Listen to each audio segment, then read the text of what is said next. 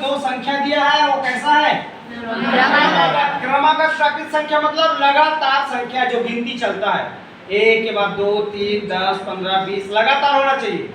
ऐसे 5 10 15 ऐसे नहीं चलना चाहिए, लगातार गिनती जैसा होना चाहिए। जो संख्या का उसका क्या है? गुणनफल है 20 है, तो संख्या ज्ञात करना है। ठीक है, तो यहाँ पे मान लेंगे, माना कि प्रथम संख्या, हमारा प्रथम संख्या x है, प्रथम संख्या x है, तो दूसरी संख्या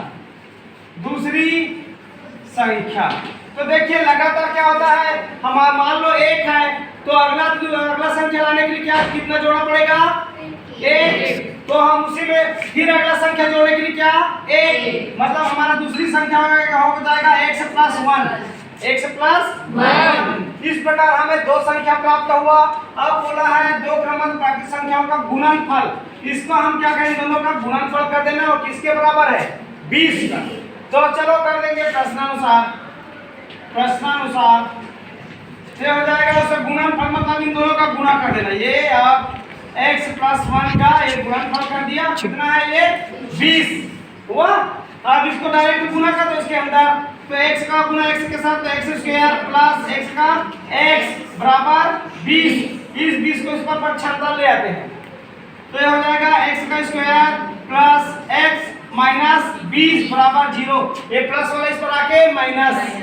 ठीक है, अब देखो ये वाले सवाल को या तो गुणनखंड विधि से भी बना सकते हैं या तो पूर्ण वर्ग विधि से बना सकते हैं।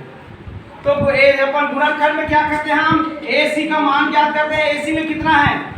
AC में 1 गुना 20, तो 20 आना चाहिए। ठीक है, और हमारे B का मान क्या आना चाहिए? 1 आना चाहिए।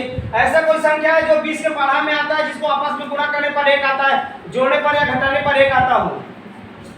है 4 गुना 5, तो 5 चौक 20, इन दोनों को घटाएंगे तो 1 आता है। तो यार गुणा में भी ये रहा है और गुणा ये वाला जोड़े के घटाएंगे तो ये आता है। तो इसको अपन गुणनखंड विधि बना देंगे। तो ये देखो इसको क्या लिख सकते हैं? x का स्क्वायर प्लस इसको क्या लिखूं? 1 को क्या लिखूं मैं? 5 माइनस 4, 5 माइनस 4 तो बचेगा 1, तो 1 से बस रहेगा ये माइनस 20 का 20 बराबर 0। अब इसको क्या करेंगे? कोष्टक को हटा देंगे, फिर हो जाएगा x स्क्वायर प्लस 5 का 5 और x का x, ये माइनस प्लस और माइनस माइनस, ये 4x माइनस 20 बराबर 0।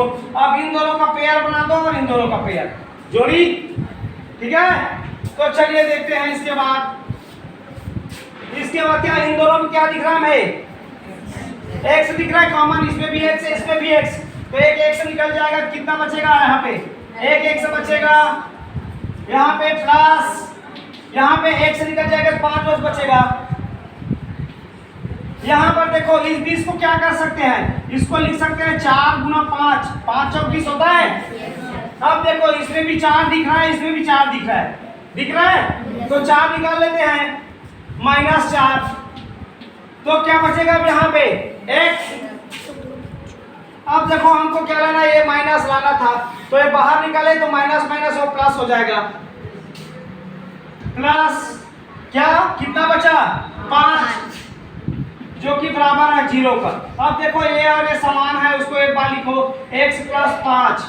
अब के बाहर में क्या बचा है? यहाँ पे x, यहाँ पे माइनस 4, जो कि बराबर है 0 का। अब दोनों को 0 के बराबर में तुलना कर देंगे, x प्लस 5 बराबर 0 और ये x माइनस 4 बराबर 0।